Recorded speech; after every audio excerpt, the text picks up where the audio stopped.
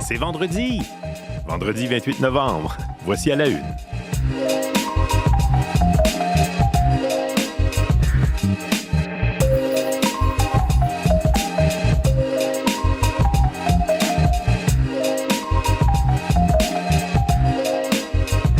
Bon début de journée, c'est Jean-Sébastien Bernatchez qui vous parle. Encore ce matin, Mathieu sera de retour lundi, en même temps que le mois de décembre.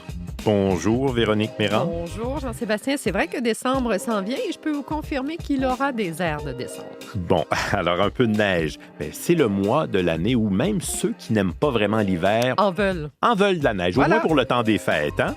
Et puis là, c'est vrai, c'est le vendredi fou. Date, période de l'année importante pour les commerçants, pour les locaux, les indépendants aussi, qui doivent lutter, doivent compétitionner avec les grands de plateformes en ligne. D'ailleurs, là-dessus, sur radiocanada.ca, vous pourrez lire un texte de Michel Bolduc qui s'intitule « Allez-vous freiner vos dépenses des fêtes cette année? » Avec l'incertitude économique, les budgets serrés, bien des Canadiens comptent mettre la pédale douce sur les dépenses cette année, rechercher des aubaines si l'on se fie aux prévisions en matière d'intention d'achat des firmes Deloitte et PricewaterhouseCoopers, de même qu'un sondage qui a été réalisé par le Conseil canadien du commerce de détail, donc radiocanada.ca, qui vous parle des dépenses des fêtes.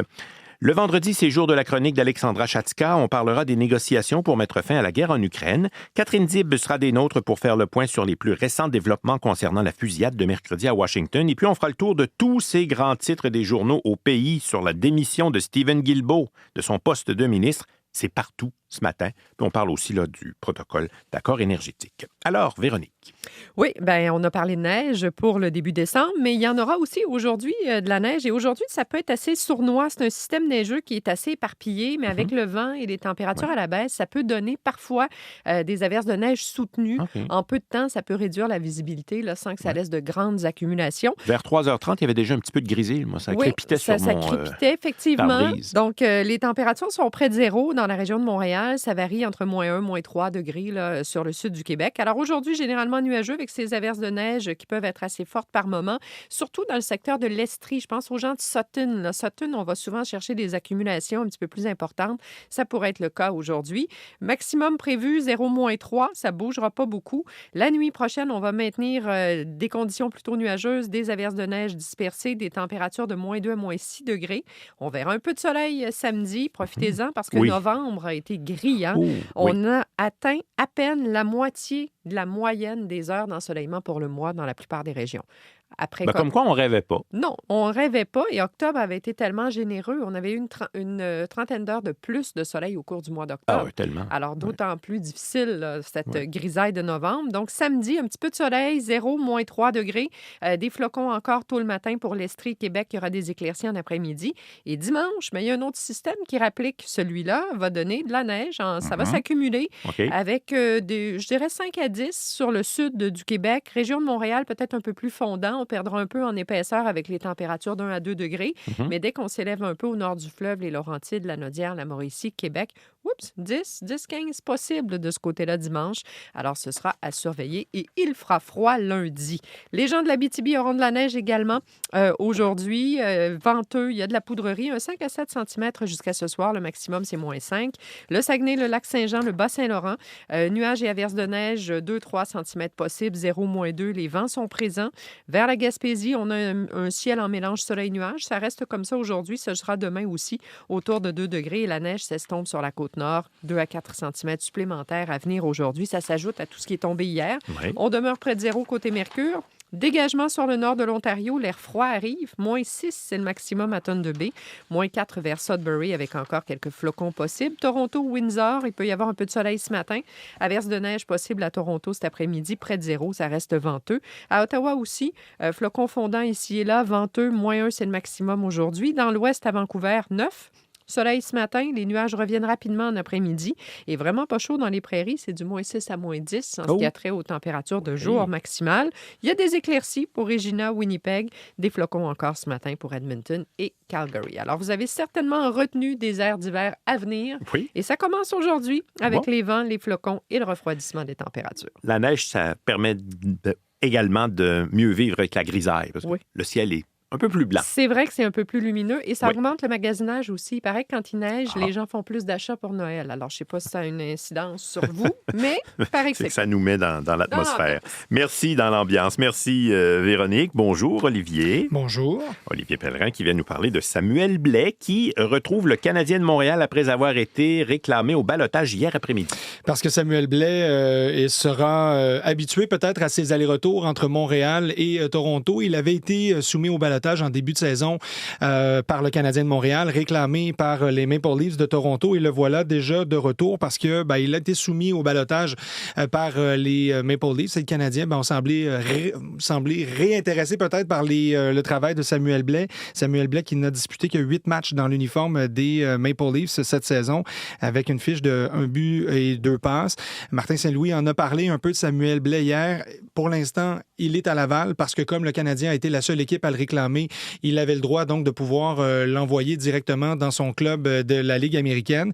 Donc, aura peut-être quelques répétitions avec le Rocket de Laval avant son arrivée avec le Canadien. Le Canadien qui est toujours dans ce voyage dans l'Ouest. D'ailleurs, le Canadien jouera cet après-midi contre les Golden Knights de Vegas. Donc, à Laval pour l'instant, mais une belle police d'assurance pour le Canadien, pour Martin Saint-Louis. On écoute l'entraîneur-chef de l'équipe. Oui, ça l'aide la profondeur. C'est un joueur qui a de l'expérience. Il amène de la robustesse. On va voir où ça va aller, mais je suis content qu'on a été là chercher. Donc, le Canadien sera en action ce soir. Je le disais, il y a d'ailleurs 15 matchs à l'horaire aujourd'hui dans la Ligue nationale de hockey.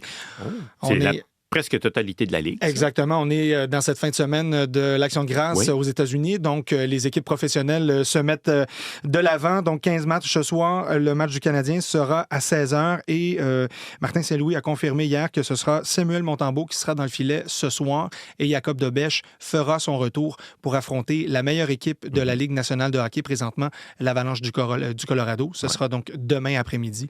Et donc, voilà, on valse avec les gardiens de but, mais avec 2 matchs en 24 heures, ça explique un peu la décision. Donc, c'est à 16h, là. Vous dites ce soir, mais il ne faut pas oublier, c'est à 16h. Donc, fin de journée, effectivement, cet après-midi. Bon, pour nous, c'est le soir. Oui. 16h. Ah oui, c'est pour après ça. La sieste. Oui, vous avez raison. Ah oui, au fuseau horaire d'Olivier, c'est le soir. Voilà. Et au vôtre aussi. Le capitaine des Sénateurs d'Ottawa fait son retour au jeu ce soir. Oui, et ça, c'est un retour qui était attendu par les Sénateurs, qui font bien quand même depuis le début de la saison. Ils sont au 2e rang de la division Atlantique avec déjà 12 victoires en 23 matchs. Et c'est leur capitaine qui est de retour, Brady Tkachuk, blessé depuis le début de la saison, blessé au pouce. Et c'est un début de saison pour lui parce qu'il n'a pas disputé un match et ce sera vraiment le bienvenu, non seulement pour les coups d'épaule qu'il sera capable de distribuer. On sait que c'est un joueur très robuste, mais aussi par ses qualités offensives. Un joueur qui a été véritable dynamo pour les Sénateurs d'Ottawa et entre autres avec Shane Pinto qui fait très bien depuis le début de la saison. De retrouver le capitaine comme ça pourra offrir un autre très bon élément pour poursuivre cette bonne saison. Les Sénateurs d'Ottawa qui sont dans une poussée depuis quelques années. Beaucoup de jeunesse qui arrive peut-être à maturité.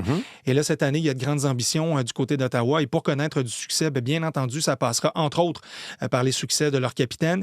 Et c'est un retour au jeu qu'il faut remettre en contexte aussi avec les Jeux olympiques qui approchent. On sait que les États-Unis... Les 2 frères Tkachuk sont très importants pour l'équipe américaine et donc un retour comme ça lui donnera plusieurs répétitions avant les Jeux olympiques et offrira peut-être un meilleur aperçu de son réel état de santé et de ses capacités sur la patinoire. J'ai pas l'impression qu'on est inquiet du côté de l'équipe américaine, mais quand même, c'est un retour qui rassure certainement. Il laisse peu de gens indifférents, les Tkachuk. Hein? Oui, et lorsqu'on a vu les bagarres lors de la confrontation des 4 nations, l'impression qu'il aura besoin de son pouce peut-être pour refermer le point. Je ne sais pas s'il y aura de la bagarre aux Jeux olympiques, mais c'est quelqu'un qui amène un aspect robustesse à l'équipe américaine. Bon. Puis ça, on s'en plaindra pas. On se le souhaite pas quand même, de la violence aux Olympiques. Non, assurément. Non, d'accord. Bien, merci beaucoup, Olivier. Un plaisir. Passez une belle journée. Bon week-end. Merci. Vous aussi.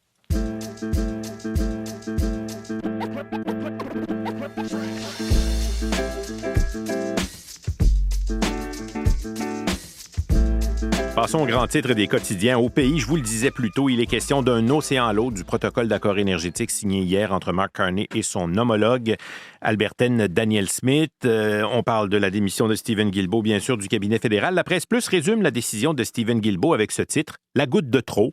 Stephen Guilbeault, l'architecte des politiques environnementales de Justin Trudeau, en a eu assez. Paul Journet ajoute dans son article, lui, les détails sur la façon dont les choses se seraient passées. Lundi, Stephen Guilbeault apprend dans les médias qu'Ottawa s'apprête à signer une entente avec l'Alberta pour construire un nouvel oléoduc. Il obtient, parce qu'il a demandé une rencontre avec Mark Carney en fin de journée, et c'est là qu'il apprend que dans ce protocole d'entente énergétique, on va évoquer l'abolition du règlement sur l'électricité propre, mesure pour laquelle il s'est battu pendant des années. Personne ne peut lui dire comment on va s'y prendre pour obtenir autrement la réduction des GES qui ne pourra se faire avec ce règlement qui sera aboli.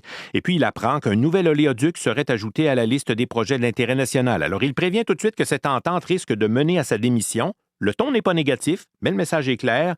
Il se doute quand même que la décision de Mark Carney est déjà prise. Il se reparle jeudi, mais c'est peine perdue. Le divorce devient inévitable. Pour Philippe Mercure, un peu plus loin dans la Presse Plus, il dit... En fait, Philippe Mercure dit avoir d'abord cru, lui, jusqu'à la dernière minute, que Mark Carney utilisait un truc, une manœuvre politique, mais il en vient à la conclusion que le premier ministre ne fait pas semblant d'aimer les pipelines. Il est sérieux, ça marquera son mandat. Les Canadiens savent maintenant où il loge.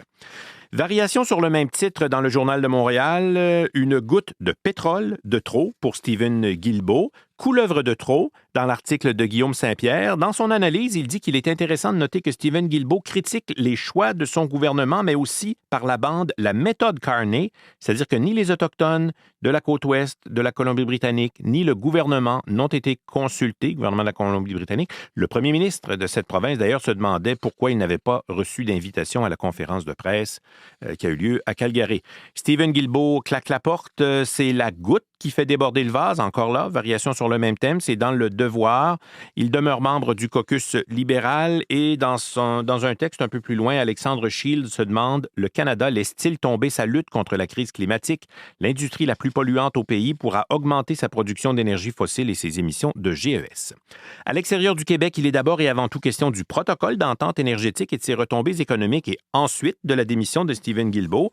À la une du National Post, on peut lire « Carney gagne Smith », mais perd Guilbeault. Et en chronique, John Ivison, c'est publié à la une du National Post. John Ivison voit dans cette entente des étapes clés pour apaiser un mouvement séparatiste en Alberta. Catherine Lévesque, elle, toujours à la une du National Post, explique dans son article que les ministres sont tenus de respecter les décisions du gouvernement. Alors, c'est la solidarité ministérielle. En démissionnant, Stephen Guilbeault pourra exprimer librement son opinion. À la une du Globe and Mail, Ottawa et l'Alberta signent un accord qui marque un nouveau départ sur le front de l'énergie. Nouvel accord qui vise à stimuler une transformation industrielle qui marque un tournant majeur dans les relations entre Ottawa, le secteur pétrolier et gazier et la province de l'Alberta, alors que Mark Carney abandonne bon nombre des politiques climatiques emblématiques de son prédécesseur. En chronique, Adam Radwanski va dans le même sens que Philippe Mercure de la Presse.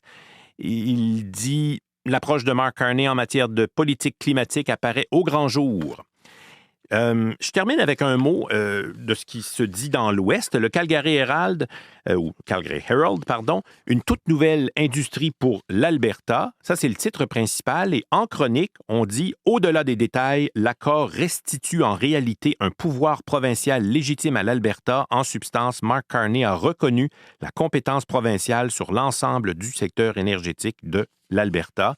En Colombie-Britannique, le ton est différent. Le titre du journal The Province, c'est un jeu de mots. Pipeline, a pipe dream. Le pipeline, une chimère, une utopie, un rêve irréaliste.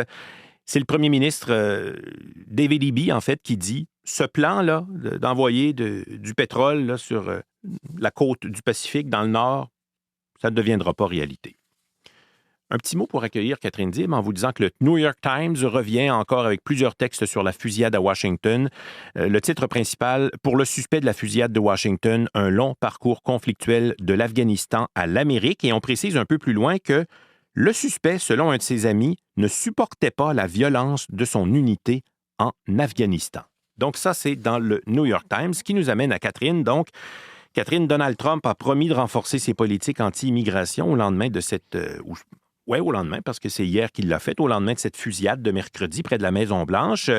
L'une des deux membres de la Garde nationale, on en a parlé plus tôt aux nouvelles, là, qui avait été gravement touchée, est morte. Oui, voilà, la victime est Sarah Beckstrom de Virginie-Occidentale qui avait commencé son service à la Garde nationale il y a 2 ans. L'autre soldat blessé continue, lui, de lutter pour sa vie et se trouve dans un état très grave, selon le président. La fusillade est survenue, donc, comme vous le disiez, mercredi après-midi dans le secteur de la Maison-Blanche par un tireur qui aurait agi seul. Donald Trump, on écoute. Non. Pas tout de suite. Non, c'est ça. Pour tout à Je l'heure. voulais vous dire, Donald Trump a fait un lien entre cet événement et l'immigration. Voilà, selon les dires du président, le suspect est un homme d'origine afghane qui était arrivé en sol américain en septembre 2021 dans le cadre d'un programme mis sur pied par l'administration Biden. Le programme, en fait, permettait aux gens qui fuyaient l'Afghanistan d'entrer aux États-Unis alors que le pays tombait aux mains des talibans, aux mains des talibans, oui, à l'époque. Le suspect avait servi dans l'armée afghane pendant 10 ans en soutien aux forces spéciales américaines, selon ce que rapporte la chaîne NBC. Donald Trump a dit que son gouvernement devait maintenant réexaminer tous les individus venus d'Afghanistan aux États-Unis quand son prédécesseur démocrate Joe Biden était au pouvoir. Le directeur du service d'immigration, lui, Joseph Edlow, a annoncé jeudi avoir ordonné un réexamen complet et rigoureux de chaque carte verte délivrée à tout ressortissant étranger provenant de pays jugés préoccupants. Ce permis accordait le titre de résident permanent aux États-Unis. En fait, ça va être réexaminé pour tous les immigrés originaires d'Afghanistan, mais aussi de 18 autres pays, incluant notamment le Venezuela, Haïti et l'Iran. Donc, Donald Trump a annoncé aussi sur Truth Social jeudi vouloir suspendre définitivement l'immigration en provenance de tous les pays du tiers-monde. Donc, c'est maintenant le temps de la clip pour Donald Trump. Ça va être un extrait de son discours. This heinous atrocity reminds us that we have no greater national security priority than ensuring that we have full control over the people that enter. Alors, cette atrocité nous rappelle que notre priorité en sécurité nationale, c'est d'avoir le contrôle total sur les gens qui entrent et qui demeurent dans notre pays. Dans la majorité des cas, on ne les veut pas. Ils viennent illégalement, ils créent des problèmes. Leur pays s'en débarrasse car ils sont intelligents. Ils n'en veulent pas. Voici ce que Donald Trump disait. De son côté, Arafat Jamal, qui est à la tête de l'Agence de l'ONU pour les réfugiés en Afghanistan, lui, il a déclaré espérer que cette situation n'affecte pas les autres Afghans, demandeurs d'asile ou encore réfugiés présents aux États-Unis. Il a fait un rappel à Washington de ne pas stigmatiser les Afghans en raison de cet événement. Il a aussi exprimé de l'inquiétude sur le fait qu'il y a une importante couverture médiatique de l'événement qui insiste en fait sur les origines du suspect. Que sait-on maintenant de la fusillade? En fait, le suspect a conduit depuis l'État de Washington, de Bellingham jusqu'à la capitale fédérale. Et donc, vers 14h15 mercredi, heure locale, le tireur est arrivé près d'une station de métro, a soulevé son arme à feu et a tiré vers des gardes nationaux. Il faut dire que la capitale est investie depuis août par des centaines de ces militaires de réserve pour y mener des patrouilles à pied. Ça, c'est à la demande du président Donald Trump et contre l'avis des autorités démocrates sur le sujet. Le suspect a été touché par balle et lui est toujours hospitalisé sous haute surveillance, selon la procureure de Washington, Janine Pirro. Elle précise aussi qu'il fera face à 3 chefs d'agression armés avec intention de tuer. This was not just an attack. It was a direct challenge to law and order in our nation's capital. My message to the individual... Ceci n'était pas simplement une attaque, c'était une remise en question directe de la loi et l'ordre dans la capitale de notre pays. Mon message à cette personne, c'est que vous avez choisi la mauvaise cible, la mauvaise ville et le mauvais pays. Vous allez le regretter. Donc, il y a toujours une enquête en cours sur les motifs du suspect parce qu'il demeure inconnu pour l'instant. Merci, Catherine. Je vous en prie.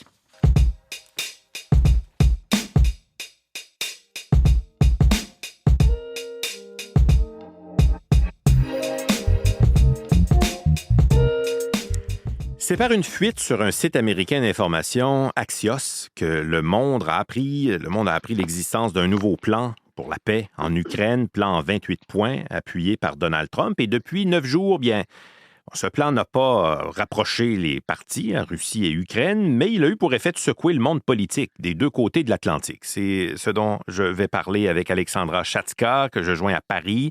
Alexandra, qu'est-ce que contenait ce plan secret là, jusqu'au 19 novembre et pourquoi a-t-il provoqué une telle onde de choc? Mais Jean-Sébastien, ce plan que nombreuses personnes ont qualifié de plan de capitulation de l'Ukraine, rien de moins. On se demandait d'ailleurs qui en était l'auteur, tant il protège les intérêts russes au détriment de l'Ukraine. Alors, très rapidement, évidemment, un 28 points, c'est long, mais d'abord, des concessions territoriales de la part des Ukrainiens, non seulement la Crimée, le Donbass, mais plus au sud, Kherson et Zaporijia, non seulement les territoires occupés déjà par les armées de Russie, mais aussi des territoires tenus encore par Kiev. Il devait s'en départir. Ensuite, il supposait la réduction des forces armées ukrainiennes à 600 000 hommes, alors qu'elles comptent actuellement 800 000. Évidemment, non à l'adhésion à l'OTAN de l'Ukraine. élection en dedans de 3 mois après la signature d'éventuel traité de paix, ce qui veut dire Zelensky out, des avoirs russes gelés, 50% de ces avoirs qui se trouvent 90% en Europe, 50% des profits iraient aux États-Unis. Alors vous voyez aussi, ça peut-être les intérêts des États-Unis qui étaient protégés là-dedans. Et tout ça contre des garanties bien vagues de sécurité pour l'Ukraine. Alors, tout était à l'avantage de Moscou et plusieurs se demandaient d'ailleurs qui l'a rédigé ce plan. Mais en plus de la fuite dont vous avez parlé sur Axios, il y a une conversation qui a fuité entre Stephen Witkoff, l'envoyé spécial de Donald Trump en Ukraine, et le conseiller principal de Poutine, Yuri Ushakov, une fuite qui a été rapportée par Bloomberg, une conversation qui parle d'une prochaine conversation téléphonique des deux présidents. Et Witkoff conseille à Ushakov quoi dire à son patron, à Poutine, pour parler à Trump. Le flatter dans le sens du poil, dire qu'il est un grand faiseur de paix, etc., etc. Vraiment surréaliste qu'un conseiller américain conseille le président russe comment parler à Donald Trump. D'ailleurs, ce n'est pas passé inaperçu au Canada, je peux vous le dire. On en a parlé aussi. Ce plan a quand même clairement pris tout le monde par surprise. Au premier plan, les Européens qui n'en savaient rien du tout. Exactement. Alors, je vais vous donner juste un exemple. Évidemment, il y en a plusieurs. Le chancelier Friedrich Merz a appris l'existence du plan par la presse allemande qui rapportait une réaction de l'opposition politique à Merz et qui l'interviewait sur ce plan. Alors, il n'était pas au courant. Ensuite, il a essayé de téléphoner à la Maison-Blanche pour savoir ce qu'il en est. Et pendant des heures, il n'a pas réussi à avoir la Maison-Blanche au téléphone. C'était la même chose dans les autres capitales, aussi à Bruxelles. Alors, finalement, Donald Trump a accepté d'envoyer Marco Rubio, son ministre des Affaires étrangères ou son secrétaire d'État, pour parler aux Européens. Tout ça, ça s'est passé à Genève. Il y avait des Ukrainiens, il y avait des Européens. Et on est sorti avec un nouveau plan en 19 points, mais Moscou ne semble pas du tout pressé de l'examiner. Le nouveau plan tient compte un peu plus des intérêts des Ukrainiens, évidemment. Par exemple, élément très important, il prévoit le maintien de l'aide américaine à l'Ukraine. En tout cas, l'ultimatum de Trump, qui a donné un ultimatum avec son plan de 28 points, le 27 novembre, l'Ukraine doit l'accepter. Oui. Toute cette affaire a montré des divisions profondes en Europe, alors que l'Union était sur le point de se renforcer, de créer une Europe de la défense. On doit se laisser ici, Alexandra, malheureusement. Mais merci pour ces informations. Merci d'avoir participé à l'émission encore ce vendredi. Au plaisir. Au revoir. Au plaisir. Et bonne journée à vous tous et à toutes.